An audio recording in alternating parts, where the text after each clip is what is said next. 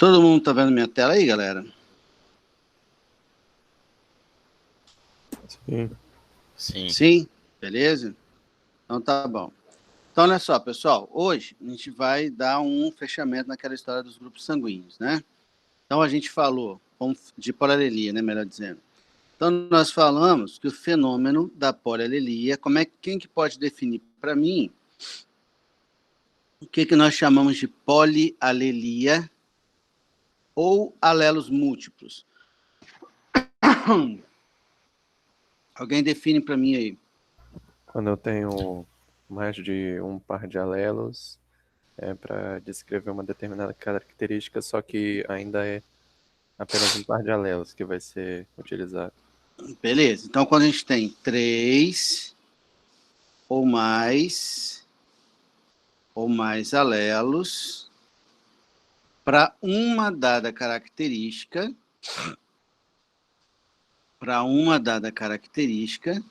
beleza? Característica. Lembrando que ele mesmo tendo mais de 3 ou mais alelos, ele continua seguindo aí a lógica mendeliana, né? Ele não obedece àquelas leis de Mendel. Então, mantendo-se a genética mendeliana.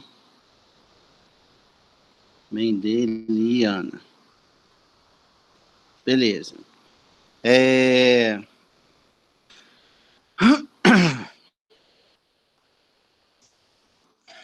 Um minutinho.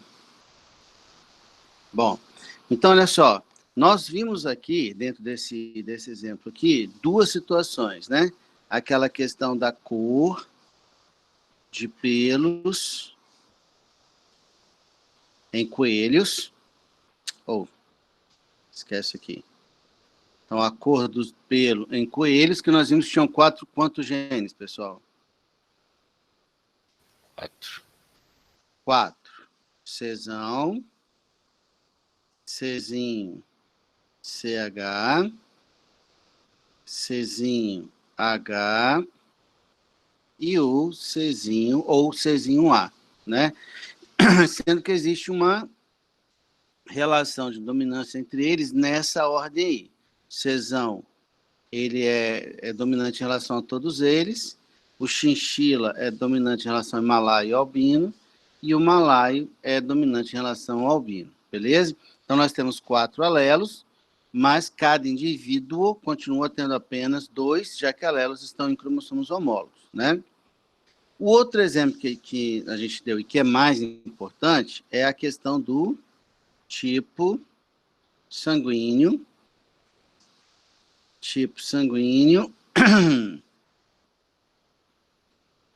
pelo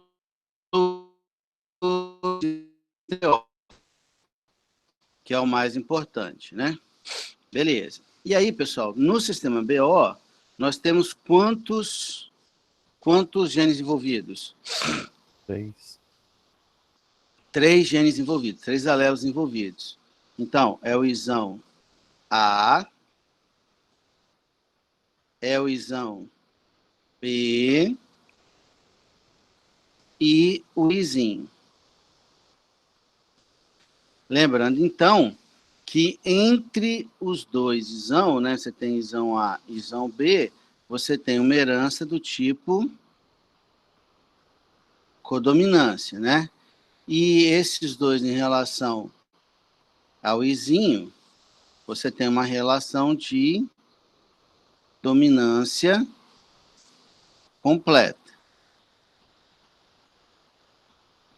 Aquela mais simplesinha que a gente viu no início. Correto? Até aqui, terceiro ano, tá tranquilo, todo mundo? Sim. Sim, nenhuma pergunta, nada? Beleza, então. Vamos recordar aqui o que cada um desses genes propicia no caso do tipo sanguíneo, né? Então, o isão B, ele vai promover a formação de uma proteína na membrana das hemácias, das nossas hemácias chamadas de aglutinogênio. Aglutinogênio A e, no caso do A, né? E no caso do B, você teria um aglutinogênio B. Beleza? Perguntas, galera, por enquanto? Bom, esses dois aglutinogênios, pessoal, eles funcionam como antígenos.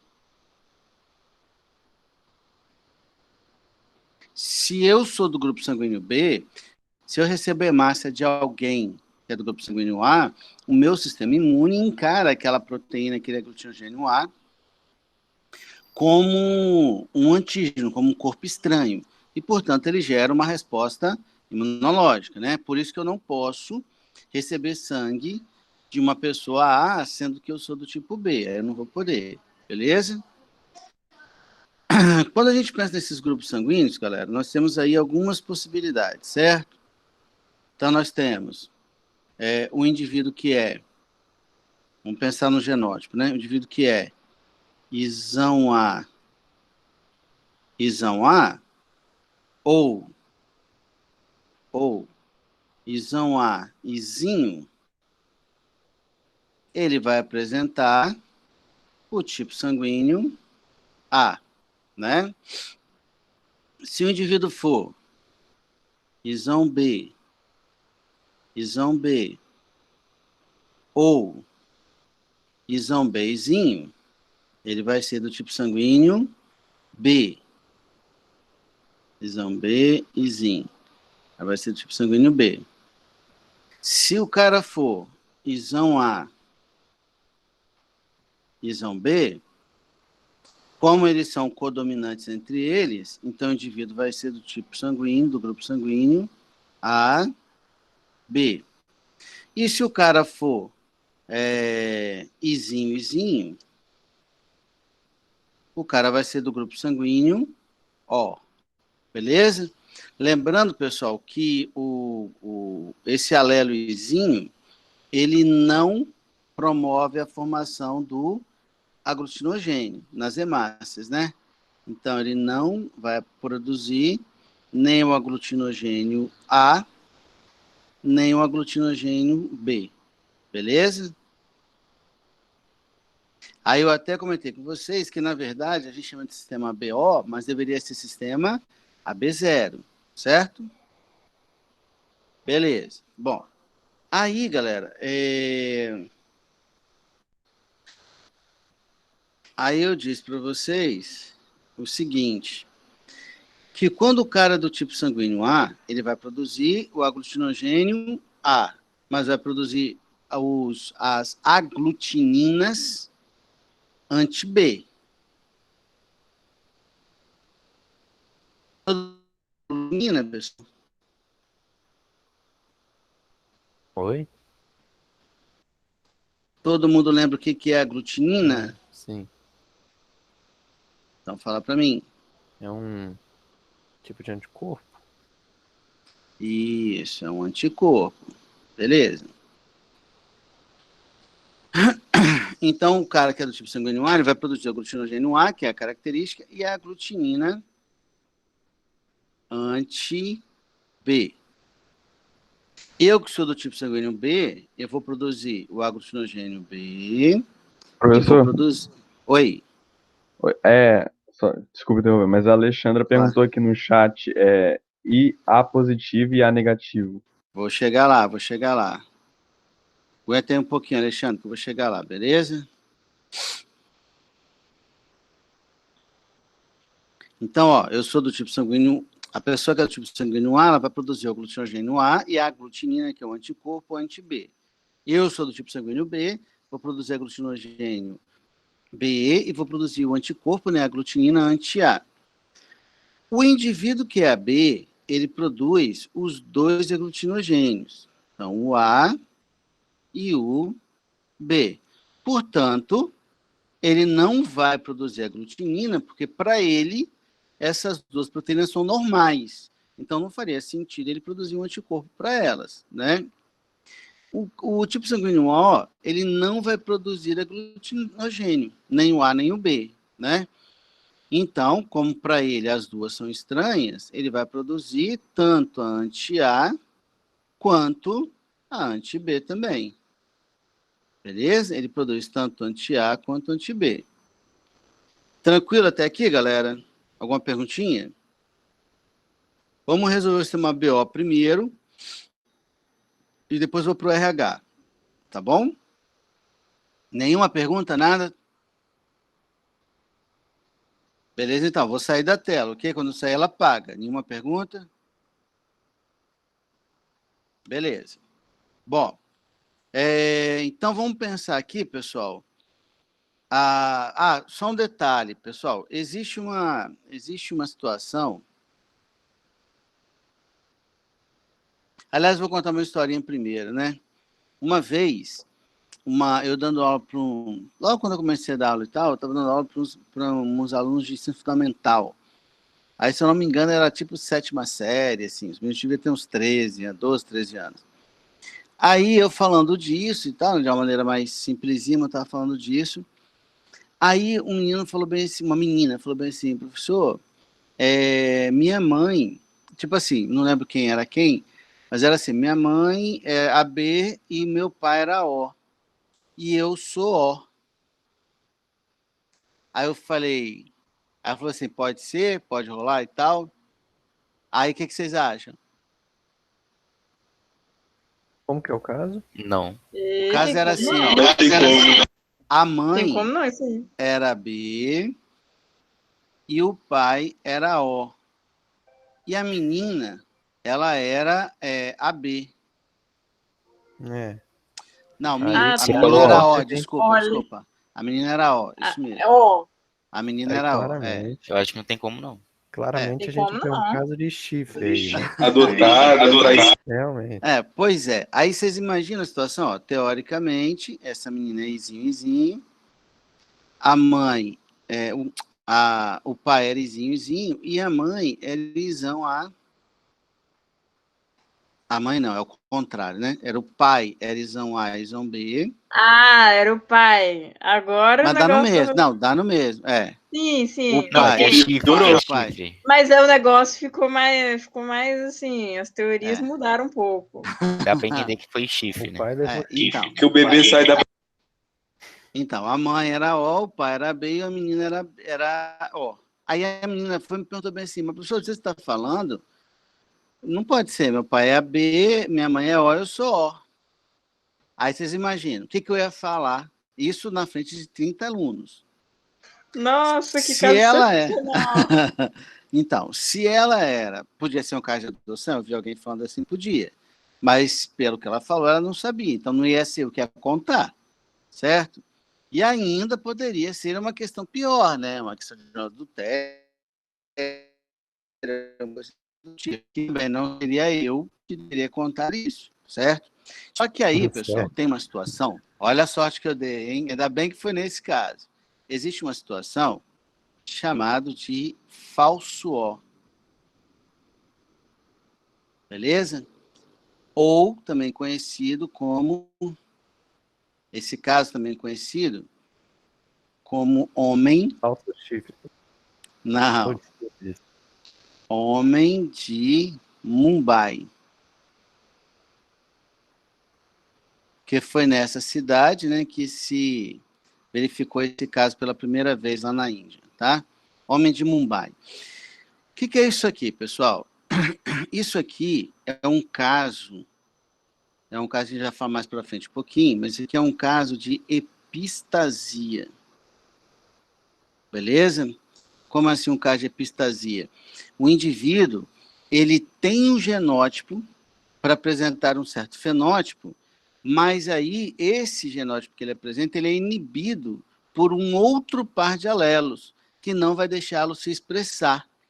E se ele não se expressa, ele não consegue expressar o aglutinogênio. Então, se eu não tenho a produção de aglutinogênio nas hemácias, o fenótipo é igual ao do grupo sanguíneo O. Deu para entender a lógica? Ou não? Peraí, Enes, eu meio que me confundi. Vamos O que lá. aconteceu que não dá Beleza. pra criar? Vamos refazer de novo aqui. Olha só. É como se fosse assim. Essa menina, vamos supor que foi tudo no certinho, beleza? O pai é esse mesmo e tal. Aí, essa menina, ela vai teria que ser isão A, izinho, ou isão B, izinho. Concordamos? Concordamos com isso, Sim, pessoal? Concordamos. sim, A ou B. Beleza. Ela teria que ser A ou B. Esse é o genótipo e deveria expressar o fenótipo tipo sanguíneo A ou B. Só que aí vamos imaginar, né? Aqui eu tenho os meus cromossomos, aonde estão esses genes aí para grupo sanguíneo. Então vamos pegar que elas fosse A. Então ela teria um isão A aqui e um izinho aqui. Beleza, ela tem um genótipo para o tipo sanguíneo A. Beleza? Só que aí, num outro par de cromossomos, portanto, então, não homólogos, né? Estou falando de outro par de cromossomos, eu vou ter outros genes, que eu vou chamar de Hzão, o IHzinho, né? São os dois genes, nesse caso, dois alelos possíveis, que eles atuam sobre esses genes de tipo sanguíneo, inibindo-os de se expressar. Dependendo da combinação que eu tenho aqui, esse alelo, ele não consegue se expressar. Por exemplo, assim, se esse cara, vamos assumir que essa menina fosse Hzinho para esse par de alelos aqui. Ela sendo Hzinho, ela não consegue produzir o aglutinogênio dela, das hemácias. Então, esse par aqui de alelos que estão em outro homólogo, eles vão atuar inibindo esse par de alelos que estão nesse homólogo. Então, esses homólogos, eles não conseguem produzir o aglutinogênio A, né, para ela ser do tipo sanguíneo A. Se ela não consegue produzir o aglutinogênio, nas hemácias não haverá aglutinogênio. Hemácia de quem não tem aglutinogênio? É de quem é do tipo sanguíneo O. Então, ela tem um genótipo para A ou B, mas ela tem um fenótipo do O por conta desse par de genes aqui, alelos, que não deixam seus genes de tipo sanguíneo se expressarem. Enes, eu tenho uma pergunta sobre isso. Sim. Mas isso quer dizer que ela não consegue, vamos dizer que fosse A, ela não consegue produzir o A. Só que ela Isso. tem o anti-A por ser O ou não Ela tem? vai ter o Então ela anti-A não e pode o anti-B. receber o sangue A de Vai qualquer ter os jeito. dois. Só pode Oi? receber o sangue O. Quê? Se for doação, então ela não pode receber sangue A. Ela tem que receber só sangue O. É a Luísa que está falando? Luísa, sim. Luísa, olha só. Para transfusão, o que importa é o fenótipo, não é o genótipo. É sempre o fenótipo. Então, se o Tá. fenótipo dela é do tipo O, ela só recebe de tipo O. Entendi. Beleza? Esse fenômeno de você ter um par de alelos localizados em um homólogo, É isso? atuar, né, influenciar a Travou aqui atividade. um pouco. Oi, vocês estão me ouvindo? Travou um pouco. Agora eu vou... Agora vocês estão me Aham. ouvindo? Voltou? Deixa eu ver aqui, peraí. Travou de novo. Ah, gente. Ó, peraí um minutinho que eu posso sumir um segundo, tá? Peraí.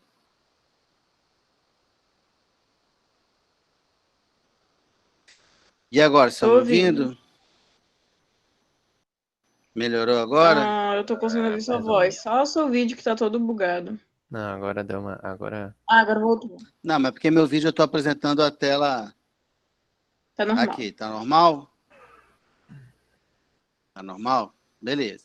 Então eu falei assim, esse fenômeno, quando você tem um par de alelos e um par de homólogos, atuando, influenciando a atividade de outros alelos em outros homólogos, o nome desse fenômeno é epistasia. Uhum. Então, esse caso do falso O é um caso de epistasia, onde o indivíduo tem um genótipo para um determinado tipo sanguíneo que não consegue se expressar e, portanto, esse indivíduo apresenta o fenótipo do grupo sanguíneo O, sem aglutinogênio e com as aglutininas anti-A e anti-B. Tudo bem até aqui? Sim. Ficou entendido, galera? Ninguém perguntar nada? Entendido. Sim, sim. Na boa? Beleza, então. Então a gente tem essa situação aí. Bom, agora vamos falar, galera, da transfusão em si. Aí foi o que me salvou com a menina, né? Aí eu falei que ela era um caso de falso O. Eu não ia falar outra coisa, Se safou, obviamente. hein? É, dei sorte, dei sorte. Mas se não É, fosse em caso de falso O, e aí? não, mas eu não tinha como saber, né?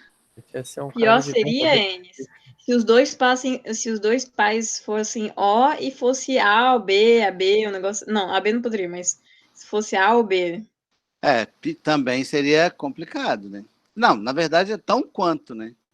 Então, mas aí você pode falar que é falso O, se fosse A. Ah, Se não, fosse aí dois não tinha pais com jeito, O é. e Verdade. Aí eu filho ia com falar A. que o exame foi errado. Que Ah, ou o exame dela estava errado, ou dos pais faça dela o estava exame de errado, novo. entendeu? É isso aí, mano. Fazer exame de sanguíneo de novo, era o jeito. Ia ser a solução. Mas Eu não ia. Enes, Ah, é possível identificar quando é falso O? geneticamente, sim. Geneticamente você consegue. Por exame sanguíneo, só, pura e simplesmente igual a gente faz, não. Porque quando a gente vai fazer a tipagem sanguínea, Emanuele, a gente usa anticorpos. Por exemplo, assim, para eu saber o seu tipo sanguíneo, o que, que eu faço? Eu pego o seu sangue, eu pego a aglutinina, né, que a gente consegue adquirir, a gente compra a aglutinina, e eu pingo uma gotinha na sua amostra sanguínea. Aí eu pingo uma gotinha de anti-A. Se reagir, eu sei que tem um A. Aí eu vou e pingo o O, ou pingo B. Se não reagir, eu já sei que você é A. Se não reagir com A e reagir com B, eu sei que você é B. Se você reagir nos dois, eu sei que você é B. Se não reagir com nenhum dos dois, eu sei que você é O. Então, para a gente fazer tipagem sanguínea, a gente usa anticorpos. Então, você só consegue ver o fenótipo. Aí, se você fizer um teste de DNA para isolar e identificar esses genes, que também é possível, aí você consegue saber o genótipo certinho. Ah, beleza. Mas, tipo, interfere alguma coisa na vida da pessoa? Não. Ser do tipo sanguíneo A, B, AB, O, falso O, não faz nenhuma diferença. Nenhuma diferença. Não é nenhuma diferença no sentido de eficiência sanguínea. Faz diferença em relação às transfusões.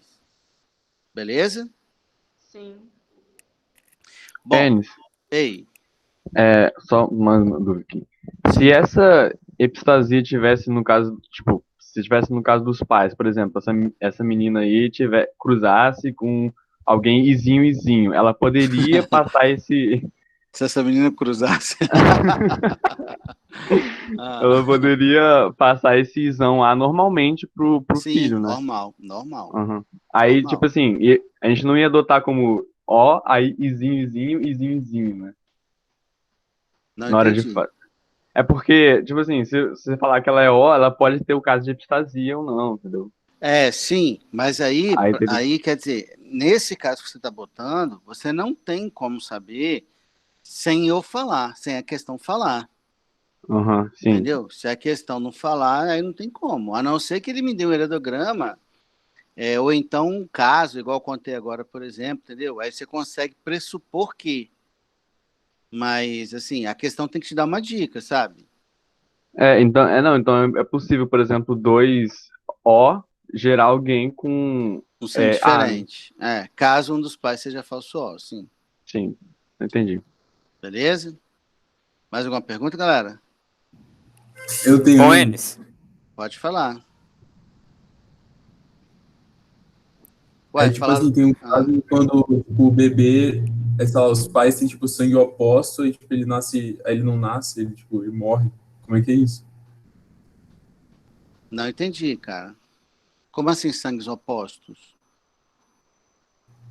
Eu não sei exatamente, mas tipo assim, um é tipo positivo, outro negativo, tem uma coisa assim. Eu ouvi não é falar. aquele Não. negócio que você falou na aula passada, não, Enes, que De o eritroblastose? primeiro filho é positivo e a mãe é negativa, e depois Isso, a eritroblastose, é. Mas aí não tem nada a ver com o tipo sanguíneo dos pais, né? Tem a ver com o tipo sanguíneo da mãe e do feto. Não, não existe esse lance de pais terem um sangue incompatível a ponto de não ter filho. Isso não existe, não. O que pode rolar é o fenômeno da eritroblastose, que depende do tipo sanguíneo da mãe e do feto. Beleza? Aí pode dar problema. Tranquilo? Eu vou relembrar aqui depois como é que funciona, tá bom? Ei, vocês estão me ouvindo? Positivo. Sim. Ah, tá. Vocês estão aí, né? Isadora, o Henrique conseguiu entrar aí?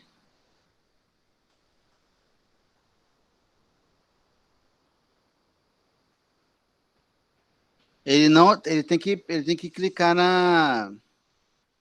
no link que eu mandei para os líderes, Isadora. Não chegou para mim pedido dele, não. Tá me ouvindo, Isadora? Ah, tá. Beleza, então. Bom, então vamos lá. Pessoal, olha só. Qual é a dica para nunca errar esse lance da transfusão? Beleza? Para nunca errar. Lembrem-se, o que importa na transfusão é o sangue de quem recebe.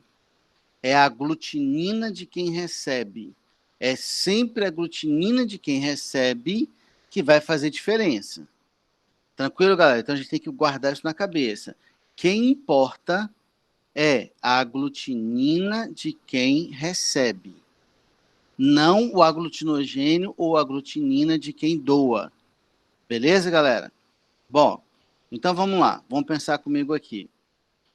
O cara que é do tipo sanguíneo O, beleza? O cara que é do tipo sanguíneo O, ele tem o aglutinogênio nenhum, né? Sem aglutinogênio, mas ele tem anti-A e anti-B. Beleza? Ele tem anti-A e anti-B. Eu sou do tipo B, ok? Eu sou do tipo B.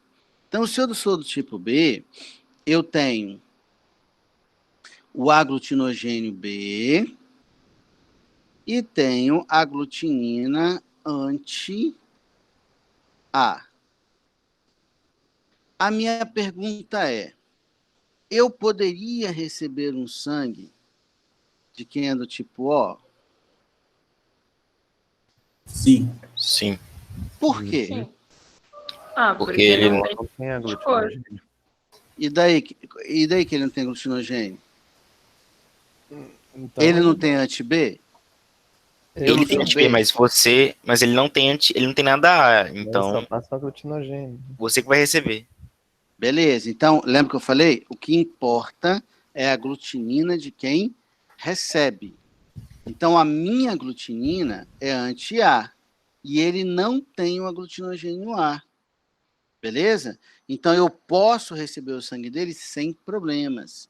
Aí alguém poderia falar bem assim, mas professor, ele tem um anti-B e você é B. Ele tem anticorpo para você. Verdade, ele tem anticorpo para o meu sangue mesmo.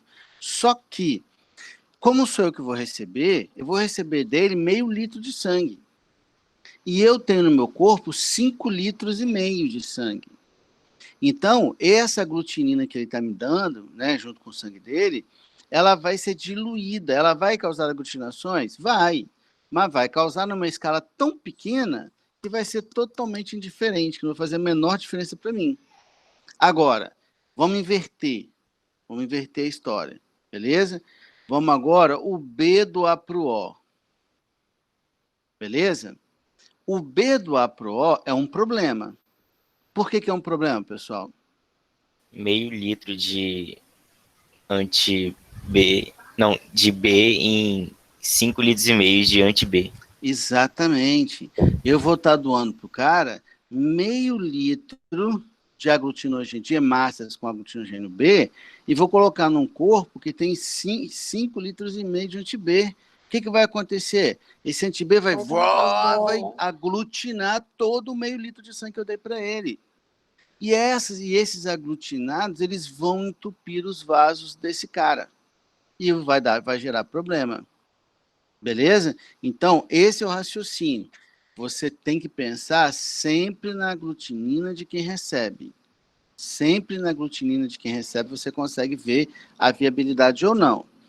Se eu pensar dessa maneira, pessoal, o O, o cara que é O, ele pode doar para ele mesmo? Ele pode doar para outro O? Pode. Pode. Sim. Ele pode doar para quem é A? Pode. Pode. Ele pode doar para quem é B? Pode. Ele pode doar para quem é AB? Pode. Com certeza. Pode. Beleza? Isso torna o cara tipo O quem? Doador universal. O doador universal. Lembrando que eu ainda não cheguei no fator RH, beleza? O maisinho, menusinho. O cara que é do tipo A, ele pode doar para outro que é tipo A? Pode. Pode. Né? Pode também. O cara que é tipo B, pode doar para outro tipo B? Pode. O B pode doar para o O? Não. O A pode doar para o O? Não. Não. O B pode doar para o AB? Pode. Por que pode? Porque o AB não tem anti-B. Porque o AB não tem aglutinina. Então, o A também pode doar para ele, porque o que importa é a aglutinina de quem recebe. Como o AB não tem aglutinina, ele pode receber de todo mundo. Por isso que nós dizemos que o AB é o receptor universal, enquanto que o O é o doador universal. Beleza? O recebe só dele, mas doa para todo mundo. A B, ele pode receber de todo mundo e dele mesmo. Tranquilo, pessoal? As razões para isso? Ficou fácil de ver? Professor, Pode falar. aqui, ali em cima que você explicou do O doando para o B, então nesse caso seria mais viável um B doar para um B do que um O doar para um B? Porque o B não teria anti-B. Mas não vai fazer diferença. Na prática não faz nenhuma diferença. É lógico, falar assim, se eu for contar hemácia por hemácia, é melhor B doar para B, com certeza. Mas assim, como o volume é muito pequeno, de anti-B, não vai mudar nada. Ah, entendi. Porque se você for pensar, vamos supor assim, eu vou receber do cara que é O, eu sou B, eu vou receber do cara que é O, meio litro, por exemplo. Desse meio litro, 250 ml só que tem anti-B, nem é o meio litro todo. Porque o outro 250 ml é de anti-A, concorda? Aham, entendi. Entendeu? Então não faz diferença. Na prática não faz diferença. Beleza. Beleza? Perguntas, pessoal, por enquanto? Eu só queria também entender de vocês o seguinte, que na lógica de quem importa é o sangue, a aglutinina de quem recebe, fica fácil ver essa questão das doações, igual a gente fez aqui agora? Fica. Fica de boa, né? Beleza. Bom, vamos pensar agora no fator RH e a gente completa esse esquema, tá? Olha só. O fator RH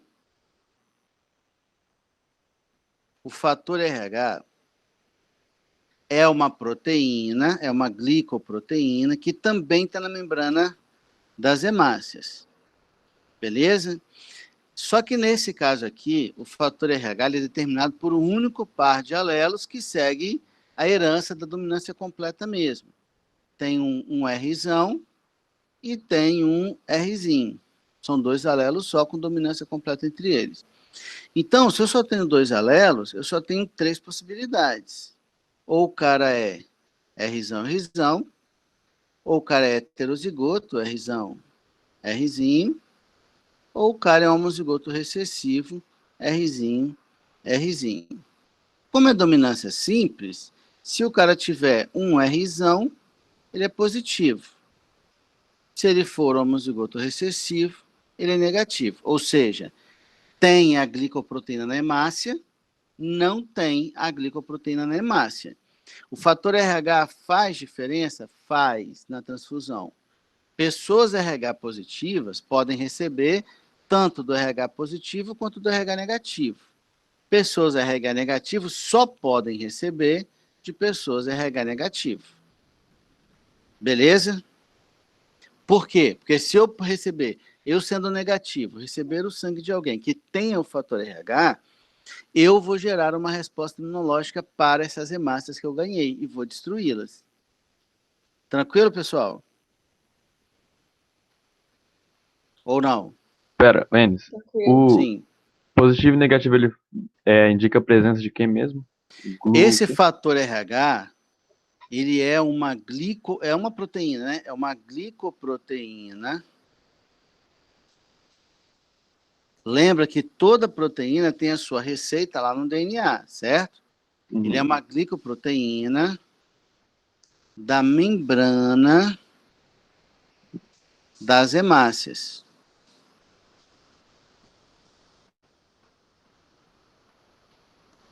Beleza? Então, se eu sou positivo, eu tenho essa proteína nas minhas hemácias. Se eu sou negativo, eu não tenho. Ok. E se eu não tenho, se eu recebê-los, eu vou ter uma resposta imune para essa proteína, que ela vai funcionar como um antígeno, né? Ela vai funcionar como um corpo estranho. Tranquilos? Tranquilo. Beleza, então. Aí, galera, só para a gente retomar aquele exemplo anterior, lembrando, vamos pensar na transfusão aqui de novo, né? Vou fazer uma observação aqui. E vamos pensar na transfusão. Então, quando o cara é positivo, ele pode receber sangue respeitando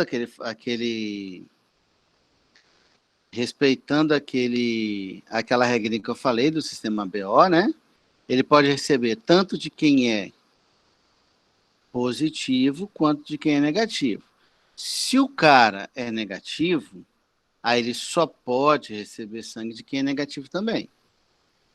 Lembra que eu falei? O que importa é a aglutinina de quem recebe. Então, se o cara é negativo, ele vai produzir anti-RH. Então, ele não pode receber sangue de quem tenha o RH. Entendemos ou não? Entendemos, eu acho.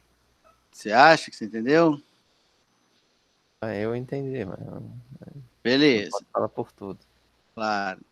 E aí, pessoal, refazendo então aquele nosso papo anterior, na verdade, quem é o doador universal? O positivo. O positivo pode doar para O negativo? Não, O negativo é o doador universal. Isso, é o O negativo. O positivo, ele pode doar para todo mundo positivo. Entendeu? Para o cara que for negativo, ele não pode doar. E nesse sentido também, seguindo a mesma lógica, quem é efetivamente o receptor universal? AB positivo. AB positivo. Então, pera. Beleza? Porque o AB negativo, ele só pode receber de quem for negativo. Você é o que mesmo, Luísa, que você falou? AB positivo. Pois é aí. Boa, Luísa, eu também. Deu sorte. Pouco, hein, Luísa? Posso receber de qualquer um aí. Necessidade de sangue você nunca vai ter, né? Mas, Enes, provavelmente se tivesse, vamos dizer, se tivesse no hospital, provavelmente se tivesse AB positivo, eles tentariam me dar o AB positivo, né? Porque eu seria a única que posso receber. Tipo... Se alguém doar AB positivo, só pessoas que têm AB positivo podem receber. Então, eu acredito que, tipo, se eles tiverem AB positivo, eles vão tentar dar o máximo dele para as pessoas, não vai pro lixo. Então... Sim. Por isso você exagerou um pouco, né? Mas sim. Sim, eu sei, eu exagerei, mas eu quero dizer, tipo, eu imagino. Sim, claro, sim, se for uma sim. emergência, eles não vão ficar... mas tô dizendo, eu imagino isso. Então, eu já me Sim, pensei. só que o sangue AB, ele não é tão comum assim. Entendeu? Tem porcentagem? Você sabe essa porcentagem de população? Depende, né? Depende do lugar. Mas como Por assim exemplo, não é comum? É tipo...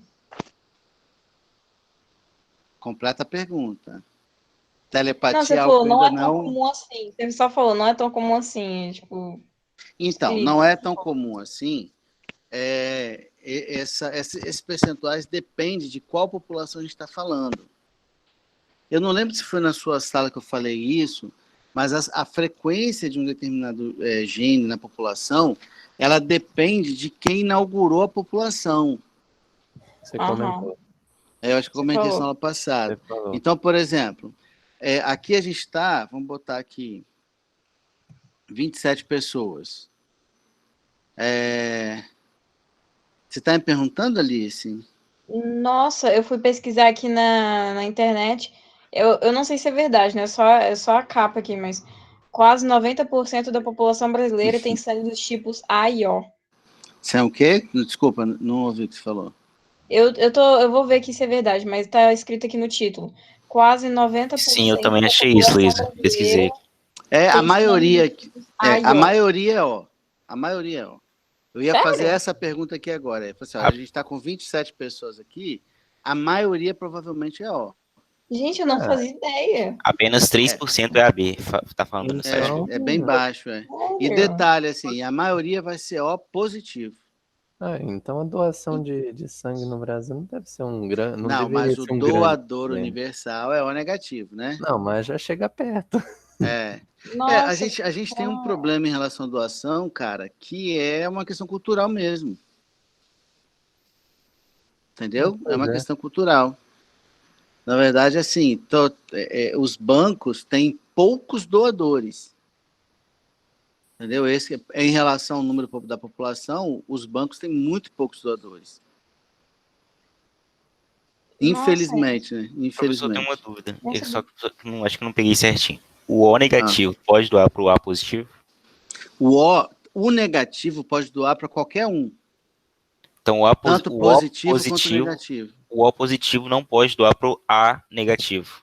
Pode. O O não é doador universal? O O positivo. Não, o O negativo. Não, olha a pergunta. O O positivo pode doar para o A negativo? Não. Ok. Positivo só doa pro positivo. Isso aí. Aí negativo doa para positivo e negativo. Enes, Sim. eu com talassemia menor não posso doar sangue não, né? Eu posso.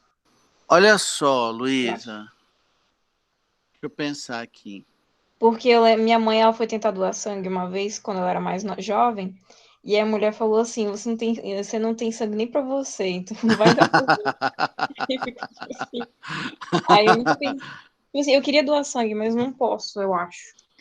Na verdade, assim, a questão é, você tem uma taxa de hemoglobina reduzida por causa da sua talassemia. Isso geraria um risco para você. Sim, eu imagino. Entendeu? Isso geraria, em tese, assim, um risco para você. Até porque, como mulher, você ainda tem um volume sanguíneo menor do que um homem. Entendeu? Por exemplo, assim, eu sou doador. A gente pode doar a cada 90 dias. Mulheres a cada 120. Entendeu? Eu imagino que seja complicado mesmo, porque agora de quarentena eu só tô em casa, então nem rola. Só que, às vezes, tipo, quando eu tava na escola, assim, do nada eu ficava com dor de cabeça e tal, se eu fizesse algum exercício, tipo, mais pesado, coisa assim, eu corresse nada, eu fico sem fôlego, aí fica. Aí sim, e ainda tem comentário. um outro lance nessa história aí, que é o seguinte, por exemplo, quando você vai doar, como a sua talassemia, ela gera como consequência uma quantidade de hemoglobina menor do que o normal, né? E a pessoa que vai... Hoje, uma doação, ela não vai para uma pessoa só, né? Ela pode ter até 4 pessoas. Nossa, não sabia não. Porque a gente, antigamente, assim, até um passado relativamente recente, vamos supor, eu ia doar sangue, aí minha bolsinha de sangue ia todo para uma pessoa. Só que hoje eu consigo separar hemácia, glóbulo branco, plaqueta, plasma. A gente separa isso hoje nos laboratórios. Então, tem pessoas que precisam só do plasma, tem pessoas que precisam só das plaquetas, tem pessoas que precisam só das hemácias. Entende? Entendi. Então, hoje, uma bolsinha atende até 4 pacientes diferentes, tá? Uma única bolsinha. No seu caso, vamos imaginar o seguinte, assim, ó, se você, o grande problema no seu caso são as suas hemácias. Então, se você doa sangue, esse sangue vai para alguém que está precisando. Se suas hemácias têm um teor reduzido de hemoglobina, elas não vão conseguir transportar oxigênio com eficiência. Aí eu aplico na pessoa que está precisando, Não ajuda né? tanto. E vai dar erro, vai dar ruim. Isso. Entendeu? É isso que eu imaginei, realmente. Beleza? Essa seria a limitação aí nesse caso. Sem contar, né, a sua própria deficiência de hemoglobina, claro, né? Uhum. Então é Beleza? um no-no. Ok. É bem provável que não. Pessoal, então ficou claro a ideia do RH, a ideia do sistema BO, quem pode dar para quem? Ficou claro isso? Ninguém está na dúvida mais? Eu tenho uma Beleza. dúvida aqui. Pode falar. Tipo assim, tem como o hospital que vai dar o sangue meio que botar, sei lá, tipo assim, ele tem um sangue AB positivo. E aí botar o O positivo para render? Para dar volume? É. Não, pera, não entendi. Tipo assim, eu tenho um sangue... Não, repete a história aí, que eu não entendi direito. É botar o outro tipo de sangue para render, alguma coisa assim. Mas se o paciente puder receber, né? O O negativo, você está falando. Como se as células se multiplicassem, você está falando? Mas tipo isso, assim, para ter mais volume. Não, acho que as hemácias não... Peraí. Deixa eu ver. É porque eu não estou conseguindo entender mesmo onde você quer chegar. Olha só, eu tenho um indivíduo no hospital. Beleza? Aí você tem sangue AB positivo, foi isso que você falou? É, positivo. Esse é o sangue desse cara ou o sangue para ele receber? Eu acho que tanto faz, né? Porque se ele tá recebendo é porque ele é o único que ele tem, né? Ele pode ter. Eles falam, tipo assim... Não tanto faz, não. Por isso que eu não entendi muito bem, assim. Chegou um cara no hospital para receber sangue. É isso que tá falando? É. Aí esse cara tem qual tipo sanguíneo, por exemplo? AB. Esse cara positivo. É AB, positivo. Beleza. Aí o AB positivo, ele é o receptor universal. Certo? Ele pode receber qualquer sangue que tiver lá. É isso que você está me perguntando? É isso, assim, mais ou menos. Porque você me falou assim, eu entendi isso, eu posso estar equivocado também, né? Você falou assim, se o cara tem um sangue AB, eu posso dar o O para render. Foi isso que você falou? Render o quê? Assim, aumentar o volume, render é isso? Isso aí. Ou tanto faz, meu? Tanto faz, ele pode receber de qualquer um. Eu não preciso misturar, o sangue a bolsa que eu tiver lá, eu dou para ele. Às vezes sobrou um pouquinho num saquinho lá e só não, mistura não, tudo. isso aí não. Isso aí não rola não. Não existe isso não. Beleza? Não sei se eu te ajudei, cara, assim, porque eu não entendi direito assim, onde você queria, entendeu? Chegar. Não, beleza, eu acho que me viajando assim também. Beleza, se você tiver alguma coisa aí, você pode me interromper a qualquer momento aí. Bom, então tá. E aí, pessoal, o que a gente vai fazer aqui agora? A gente vai fazer o seguinte, eu vou fazer um exercício com vocês aqui agora, né, um exemplo aqui, e a gente vai aproveitar e vai aprender uma outra coisa junto, beleza? Então vamos pegar uma situação assim, ó. Vou imaginar, Luísa, você falou que você é AB, né? Isso. Beleza, então Luísa é AB. Você é positiva também, não é? Aham. Então você tem alguém negativo dos seus pais, Luísa? Não. Não, então vamos pressupor que você é risão e risão, beleza? Seu irmão também é positivo, não é? Que você falou? Isso, ele é B positivo também. Beleza, então vou usar o seu genótipo como exemplo, tá bom? Aí vamos botar um outro genótipo aqui de um cara que seja isão B, izinho, Rzão, Rzinho. Beleza. Agora a gente está falando não mais de um par de alelos, e sim 2 pares de alelos. Tudo bem, pessoal? Concordamos? Sim. Beleza. Aham. E são alelos que estão em diferentes cromossomos. Beleza? Os genes de tipo sanguíneo do sistema BO estão em um par de alelos, os genes para fator RH estão em outro par de alelos. Se eles estão em pares diferentes, vamos botar aqui, então aqui é um par, beleza? E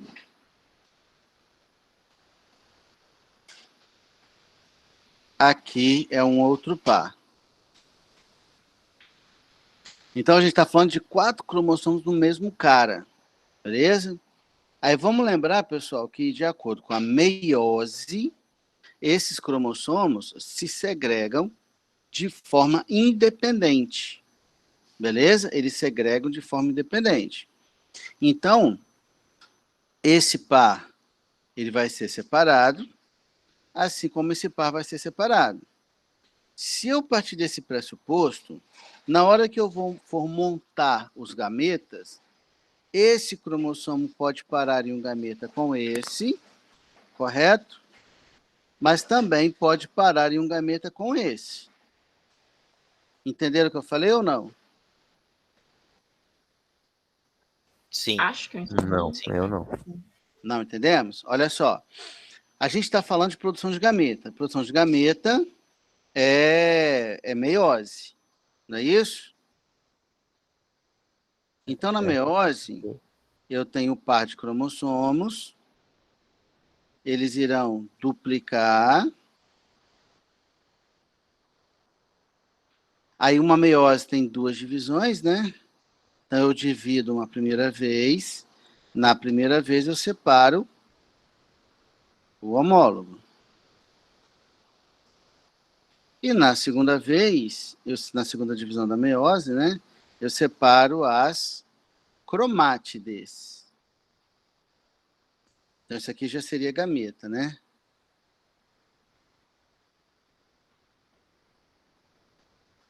Aí vem uma cromátide para cá, uma para cá, uma para cá e uma para cá.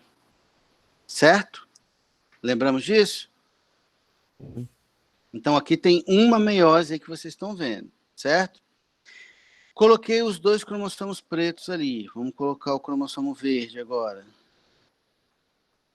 Então aqui tinha mais 2 cromossomos verdes. Dupliquei. Então está aqui, duplicado.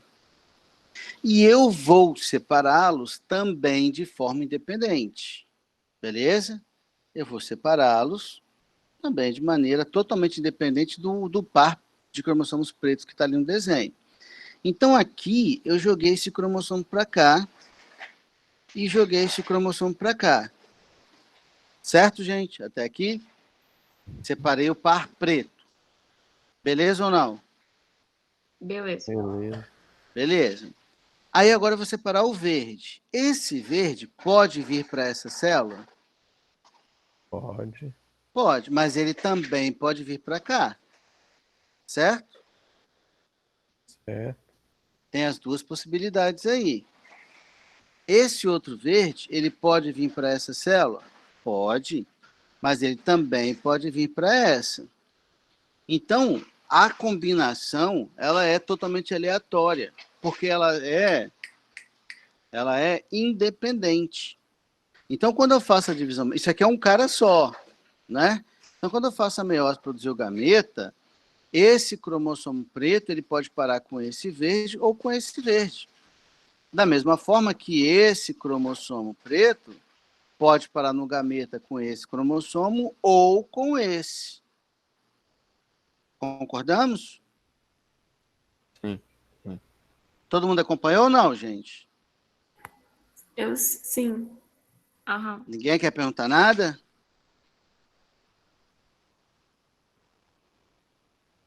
Beleza, então. Bom, então, lembrando que o que eu fiz no desenho dos cromossomos é a mesma coisa que eu estou vendo aqui. Beleza?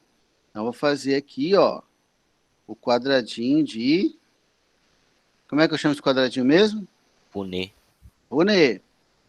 Quais seriam os gametas do pai, né? Esse aqui é o pai. E esse aqui é a mãe. IB, Izinho. Não. Eu não vou separar o... Quem foi que falou? Yuri? Eduardo. Eduardo, olha só. O que eu faço com os homólogos? Eu não separo os homólogos na produção de gametas? Uhum. E esse genes isão e izinho, eles são alelos. Se eles são alelos, eles estão no mesmo pai. É como se eu tivesse aqui, ó. Como se eu tivesse aqui, ó. Tá o isão aqui. Vamos pegar do pai primeiro, né? Tá o isão aqui e tá o izinho. Então, na hora que eu vou produzir o gameta, eu separo esses alelos, porque eu separo os cromossomos. Assim, esse isão B, eu vou separar esse par aqui, ó. Assim como eu vou separar esse par aqui, ó, para produzir gametas. Então, o isão B, ele pode parar no gameta com Rzão, assim como ele pode parar no gameta com Rzinho. Acompanhamos, pessoal, o raciocínio? Uhum. O izinho pode parar com Rzão, assim como ele pode parar com Rzinho. Então, se eu pergunto para vocês quais são os gametas que o pai consegue produzir, eu teria gameta, hein? Isão. Isso. Eu teria isão B, Rzão, ou isão B, Rzinho. Ou izinho, Rzão, ou izinho, Rzinho. Então, essas combinações que eu fiz são combinações dos possíveis gametas desse pai quanto a esses dois pares de alelos. Entendemos ou não? Sim, entendi. Sim.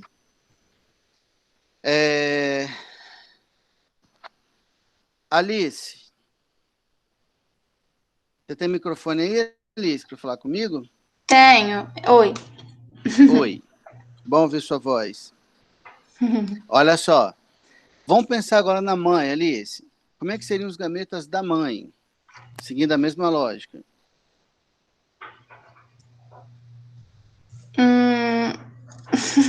É porque eu saí rapidinho. Não tem problema, vou te ajudar. Olha só. Na hora que a gente vai produzir gameta, a gente separa esses dois alelos e também separa esses dois alelos. Então, esse isão A, ele pode parar num gameta, num óvulo, no caso, né? Com Rzão, ou um outro Rzão. Vai fazer diferença, Alice? Não. Não. Esse isão B, ele pode parar em um gameta com esse Rzão, ou em outro gameta com esse Rzão. Vai fazer diferença, Alice? Também não. Também não. Então, a minha pergunta foi, quais são os gametas possíveis para essa mulher, Alice? Isão A é Rzão, Isão B é Rzão? Beleza, isso aí. Isão A é Rzão, isão B é Rzão. Não vou repetir, porque não vai fazer diferença, né? Ao invés de fazer 2 de cada, eu faço 1 de cada, vai dar no mesmo. Na hora da conta, vai dar no mesmo. Galera, agora sim, eu tenho os gametas possíveis da mãe, eu tenho os gametas possíveis do pai. Basta agora eu fazer as combinações. Então, esse casal, ele pode ter filhos. Isão A. Agora é só juntar, né? Normal. Isão B. Rzão, Rzão. Se eu juntar esse com esse. Concordamos? Uhum. Entendemos, galera, por enquanto? Sim. Eu posso ter um filho, isão A, isão B, Rzão, Rzinho. Eu posso ter isão A, izinho, Rzão, Rzão. Ou eu posso ter isão A, izinho, Rzão, Rzinho. E faço a mesma coisa embaixo. Isão B, Isão B, Rzão, Rzinho, Isão B, Isão B, Rzinho, Rzinho. Eu posso ter Isão Bzinho,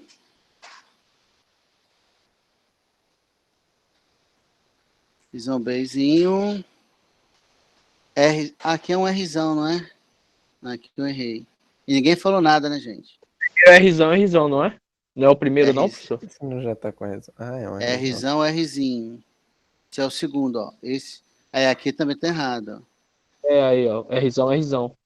Tá Aí, certo. Isso aí. Rzão, tá vendo? Quero ver, pô, fiz propósito, vocês perceberam, né? Aí. Fiz propósito.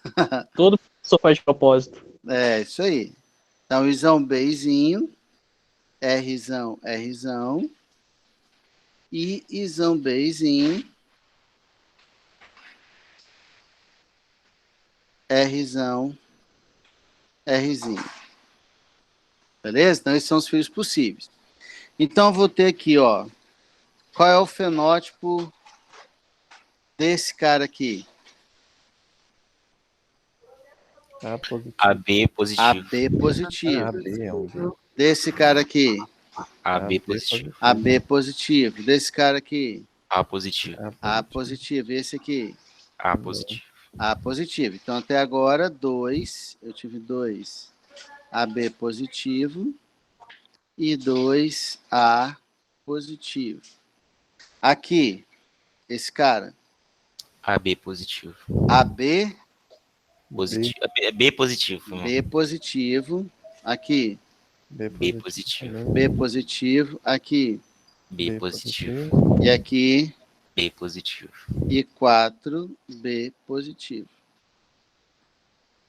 Então, eu teria 2 AB positivo, a proporção, né? 2A positivo para 4 B positivo. Esses seriam os possíveis filhos desse casal. Quanto ao tipo sanguíneo. Pode falar.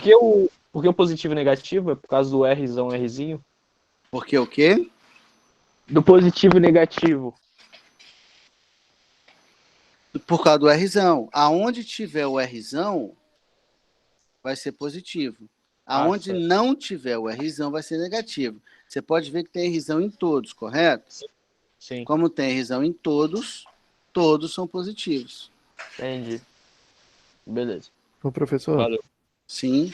Nesse caso, quando você fez esse quadradinho de Punnett aí, você ignorou os gametas iguais. Eu posso fazer esse mesmo truque, por exemplo, quando eu tiver um negócio mais simples, uma homozigose, Rzinho, eu posso ignorar um Rzinho e fazer? Isso, pode não, deve.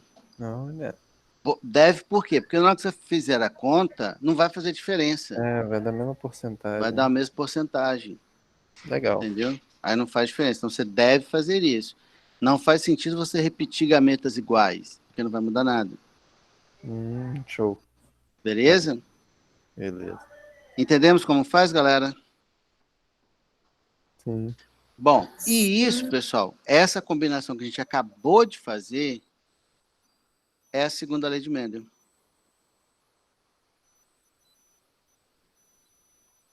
Então é a primeira lei de Mendel, só que considerando o dobro de alelos. Isso. Legal. Beleza? Porque, na verdade, a primeira lei de Mendel, ela diz o quê? Que cada característica é determinada por um par de alelos localizados em homólogos, né? Já que são alelos, né? Então, um par de homólogos. Essa é a primeira lei de Mendel. Que se segregam de maneira independente, né? Os cromossomos se separam de maneira independente. A segunda lei de Mendel diz que os homólogos, os pares de homólogos, se segregam de maneira independente. Entenderam a diferença ou não? Vou repetir. Ó, na primeira lei de Mendel, ele diz que cada característica é determinada por um par de alelos. Então, é o Azão e o Azinho. Então, é um cromossomo aqui, outro cromossomo aqui. E esse par se separa de maneira independente, ou seja, esse cromossomo vai para um lado, esse cromossomo vai para o outro, e um não depende do outro para ver para onde ele vai, porque esse também pode vir para cá, assim como esse pode ir para lá. É totalmente independente, beleza? Essa é a primeira lei de Mendel. A segunda lei de Mendel diz que todos os homólogos se segregam, se separam de maneira independente um do outro. Como se fosse aqui, por exemplo. Aqui eu tenho um Bzão e um Bzinho. Beleza? Então, para onde esses cromossomos irão, não depende de para onde esses foram. Eles se segregam de maneira independente. Como eles se segregam de maneira independente, eu posso descrever esse raciocínio aqui, que ele ilustra justamente isso, essa segregação independente entre os diversos pares de homólogos de uma determinada célula. Por isso que eu posso ter essas várias combinações que devem ser consideradas. E aí? Ficou entendido? Facinho, né? Ou não? É. É suave ou não é, Entendeu. pessoal? Dá para entender. É suave? Beleza. Aí vamos lá, vamos voltar aqui rapidinho para a gente fechar algumas coisas aqui primeiro. Vamos ver se ficou claro para todo mundo mesmo, tá? Vamos lá. Na primeira lei de Mendel, eu falava que cada característica era determinada por um par de alelos que separavam-se de forma independente. Beleza. Considerando a primeira lei de Mendel, se eu tenho um cruzamento assim, ou seja, com 2 heterozigotos, qual é a proporção fenotípica esperada desse cruzamento? 1, Como? 2, 1. Não, 3, 1. fenotípica. Fenótipo é o que eu vejo, né? Verdade. 3 para 1. 3 para 1. Beleza. Agora sim, a minha proporção genotípica seria como? Agora tá certo, agora você pode falar. 1, 2, 1, 2, 1. Perfeito. Perfeito. Se eu pensar na segunda lei, agora não tem mais um par só, né? São 2. Então, vou de novo fazer um cruzamento entre heterozigotos. Azão B, Bzinho B, Azão, Azinho, Bzão, Bzinho. Aqui também, galera, o que eu espero? Eu também espero uma proporção, por isso que é lei, né? Que não vai mudar, beleza? Essa proporção,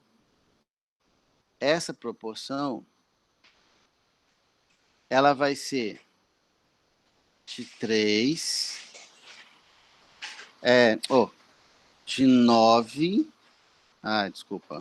de 9 para 3, para 3, para 1. Ignora isso aqui, tá? A proporção genotípica esperada, 9 para 3, para 3, para 1. Beleza? Como assim? Aliás, genotípica não, desculpa. Fenotípica. Como assim? Eu vou encontrar 9 indivíduos que vão apresentar as 2 características dominantes. Todo mundo entendeu que são 2 características, certo, gente? Então, aqui é uma característica 1, aqui é uma característica 2. Tipo do sangue mesmo. Tipo do sangue mesmo, mesma lógica. Um era tipagem sanguínea, o outro era fator RH, né? Eram 2 características. Então, na minha segunda lei de Mendel, entre cruzamento entre duplos heterozigotos, eu vou ter essa proporção aqui, de 9 para 3 para 3 para 1, proporção fenotípica. Em 9 desses indivíduos, eu vou ter as 2 características dominantes. Tanto a característica 1 quanto a 2 serão dominantes em 9 cidadãos aqui. Em 3 deles, eu vou ter a característica dominante de 1. Uma dessas características dominantes. ou a característica 1 ou a 2. Nos outros 3, eu vou ter a outra característica dominante. E esse cara aqui vai ser o recessivo. Entendemos ou não?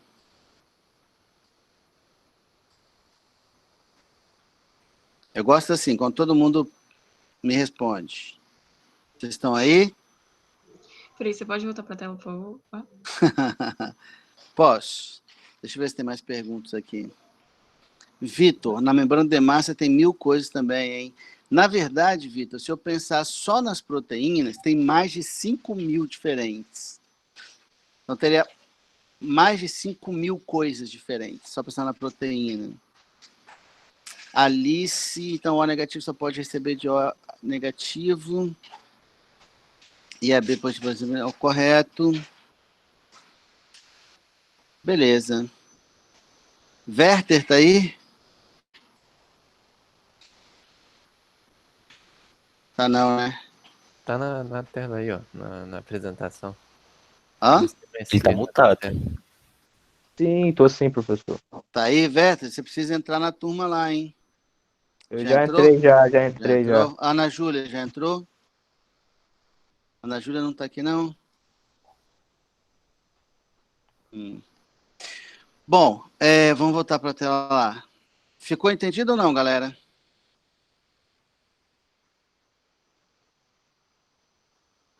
Beleza. Vamos ver aqui uma paradinha aqui no material que vocês receberam, tá bom? Olha só. Olha a situação que eu tenho aqui, pessoal. Vocês estão vendo minha tela? Sim. Beleza. Então, olha só. Ué? Tá ou não? Tudo Tô, bem, tô Luísa? Tá tudo certo. Não, eu tô. É só porque eu vi uma notificação do Daniel, saiu, eu fiquei, ué. Não, Aí saiu depois o sem Daniel querer. voltou. Eu ia clicar, Ok. eu fui apertar o microfone, eu saí. Mentira, queria sair sim, professor. Não, Entendi. Aí te é uma deduraram. coisa interessante que Não, eu achei que a eu conexão dele descobri. tinha dado. Sei lá. Uma coisa interessante que eu descobri fazendo isso, que é bom até falar para a turma aqui, que eu acho que quando você entra uma vez, deixam você entrar, você sai, você pode entrar de novo sem pedir permissão, né? Na mesma sala, sim. Aí, então por isso que acho que talvez não esteja dando certo barrar o pessoal que estava invadindo o negócio, não sei. Nossa, nossa. É só isso mesmo. Então, olha só. Eu tenho uma Na sua aula geração... não teve, né? Que, Luísa? Na sua aula não teve isso, né? Até agora não. Não. Ainda bem. É muito ruim quando acontece. Horrível. Então, ó, eu tenho uma geração parental entre 2 homozigotos. Beleza? Um homozigoto dominante e outro homozigoto recessivo. A MF1 vai ser toda de duplos heterozigotos, certo? Aí eu vou cruzar, F2 vai ser a autofecundação de F1, né? Então vai ser heterozigoto com heterozigoto. Então vamos lá, ó. Se o genótipo é Vzão, Vzinho, Rzão, Rzinho, quais são os gametas possíveis? Ó, esse Vzão pode juntar com Rzão ou ele pode juntar com Rzinho. Esse Vzinho pode juntar com Rzão ou o Vzinho pode juntar com Rzinho. Então, ó, Vzão com Rzão, Vzão com Rzinho. Vzinho com Rzão, Vzinho com Rzinho. Como eles são iguais, né? São 2 duplos heterozigotos. Como eles são iguais, os gametas de ambos serão os mesmos. Ó, Vzão, Rzão, Vzão, Rzinho. Vzinho, Rzão, Vzinho, Rzinho. Tudo bem até aqui? Sim. Beleza. O Vzão, ele é amarelo. É semente amarela. Beleza? O Vzão é semente amarela. O Vzinho é semente verde. Tá? O Rzão é semente rugosa. E o Lisa, não? É lisa, não? Rzão, não. Ou é? lisa, O R, né? Não, Rzinho tá rugoso. desculpa, é isso mesmo. O Rzão, então, é semente lisa. O Rzinho, então, é semente rugosa. Beleza. Então, eu falei com vocês assim, que você vai ter a proporção de 9 para 3 para 3 para 1. Essa é a proporção esperada se a herança é mendeliana, né? Obviamente. Dois duplos heterozigotos com herança mendeliana. Então, o que é esse 9? São 9 com as duas características dominantes, ou seja, tem que ter pelo menos um Vzão e um Rzão. De acordo com o que eu falei? Sim. Então, ó, 1, 2, 3, 4, 5, esse aqui não, 6, esse aqui não, 7, 8, esse aqui não, 9, não. Então, eu tenho 9 amarelos lisos. Tudo bem?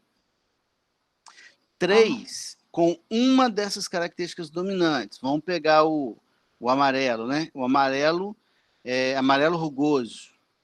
Vamos pegar 3 amarelo rugoso. Ó, 1 amarelo rugoso. Cadê? 2 amarelo rugoso. 3 amarelo rugoso. 3 verdes, né, com a outra característica dominante. Então, tem que ser lisa mais verde, né? Então, tem que ter um Rzão. Então, ó, verde, lisa, verde, lisa, verde, lisa. E um com as duas características recessivas, verde rugoso. Tá aqui a proporção que eu tinha falado para vocês. 9 tracinhos, 3 círculos, 3 triângulos e um quadradinho. Beleza? Beleza. Beleza. Uma outra coisa que eu quero que vocês reparem é que quando você faz esses quadradinhos, tem algumas coisas que, quando o cruzamento é entre duplos heterozigotos, tá, gente? Que eu tô falando. Aí repare uma coisa aqui, quer ver?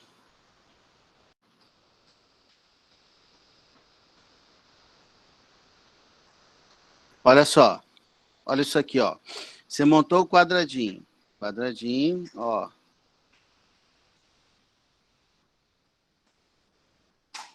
Tá vendo, ó? Quando você cruza os caras do meio, ó, eles têm o mesmo genótipo, ó. Duplo heterozigoto.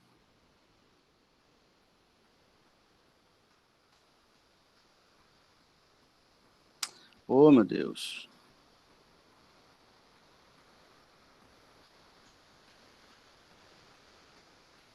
Perceberam? Quando você pega os caras dessa linha aqui, ó, todos eles são homozigotos, ó.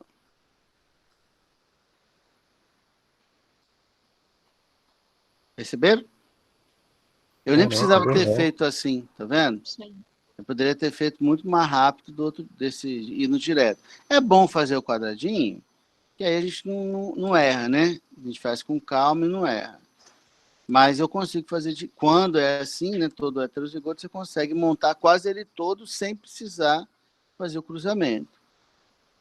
Belezinha? Beleza. Beleza, então. Show de bola.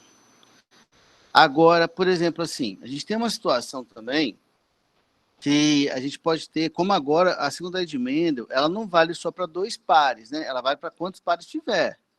Concorda que eu falei isso com vocês? Ou não? É. Então, por exemplo, bem, não. ó, Não, eu ainda disse não. o seguinte, na primeira lei de Mendel, eu falo o quê? Eu não, né? Mendel, falo o quê? Fala que cada característica é determinada por um par de alelos, que se segregam de forma independente. Isso é a primeira lei de Mendel. Então, eu tenho um Azão e um Azinho que vão se separar de maneira totalmente independente, um em relação ao outro. A segunda lei de Mendel diz que os pares de homólogos segregam-se de forma independente. Então, para onde esse Azão e esse Azinho vão, não tem nenhuma influência no para onde esse Bzão e esse Bzinho irão. Tranquilo? Não é porque o Azão veio para a esquerda, o Azinho veio para a direita, que isso vai implicar no para onde o Bzão e o Bzinho irão, já que eles se segregam de maneira independente. Tudo bem ou não, pessoal? Sim. Então, eu dei Tudo um bom. exemplo de um caso onde você tem 2 pares, mas eu poderia ter feito com 10, com 15, com 1000, beleza? Com quanto eu quisesse. Só que à medida que eu aumento isso dificulta um pouco as coisas. Por exemplo, assim, se eu falasse bem assim, ó, eu tenho um Azão, Azinho, Bzão, Bzinho, Czão, Czinho, Dzão, Dzinho. Cruzando com um Azinho, Azinho, Bzinho, Bzinho, Czinho, Czinho, Dzinho, Dzinho. Aí, imagine vocês fazendo o quadrado de Punnett. Quantos gametas o primeiro cara, diferentes, né? O primeiro cara teria? Sei lá, 16? 16, ó. Não ouvi? Fazer uma exponencial aqui para saber. Faz aí, como é que você faz esse exponencial aí? Ó, esse Azão 16. pode juntar, deixa eu mudar essa cor aqui. Lembra que eles se segregam de maneira independente, certo? Então, esse Azão pode estar com esse Bzão ou com esse Bzinho, certo? Da mesma forma que o Azinho pode estar com o Bzão e pode estar com o Bzinho. Isso eu estou comparando 2 pares só. Agora, se eu pensar no restante, ó, eu posso ter o Azão com o Bzão e o Czão, ou eu posso ter o Azão com o Bzão e o Czinho. Concordam? Sim. Da mesma forma que eu posso ter o Azão, o Bzinho com o Czão, o Azão, o Bzinho com o Czinho também. Então, se eu for pegar para fazer gameta desses caras, fica muito difícil, porque fica muito. As combinações são muitas. Então, como é que eu faço para saber qual é o número de gametas desse cara? 2 elevado a n. O que é o n? Um número de pares em heterozigose.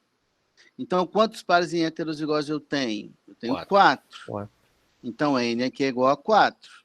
2 vezes 2, 4. 2 vezes 4, 8. 16 gametas diferentes possíveis. Como aqui eu não tenho ninguém em heterozigose, 2 elevado a 0, 2 elevado a 0 é 1.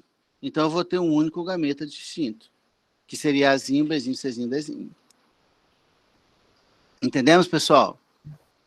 Então, o número de gametas, ele é sempre, de gametas diferentes, né? De gametas diferentes, ele é sempre igual a 2 elevado a n, onde n é o número de pares em heterozigose. Anotamos? Anotamos é muito, né, mas memorizar. Ótimo. Dá para anotar. Beleza.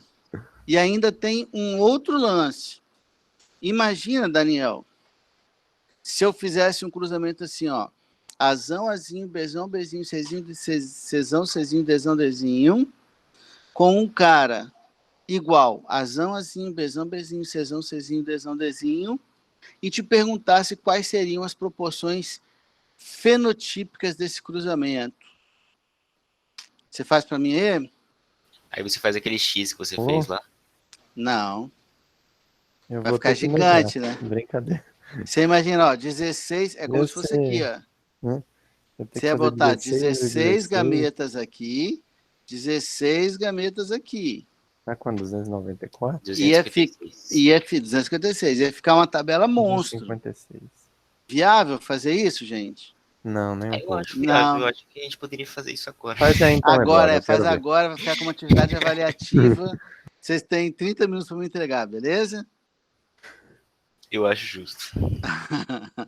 Aí o que a gente faz nesses casos? A gente usa o triângulo de Pascal. Meu Deus do céu. A volta do triângulo. de Gente, Pascal. aquele negócio lá que matemática, a gente tinha uma lista pra Isso. fazer, só que aí Ah, teve pera. pandemia. Lembramos como é que monta o Olha triângulo só de o Pascal? tamanho. Sim. Lembramos, ó. Sim, é 1, 2. 2, 1, 3, 3, 1 e por aí vai. Lembramos disso? Nossa. Beleza. Aí, galera, eu vou fazer o seguinte: na próxima aula eu vou ensinar vocês a como usar isso aqui. Beleza? Eu vou botar uma atividade para vocês no Google Sala de Aula, beleza? Sim, Para vocês darem uma treinadinha. Não é para me entregar, não. É para vocês.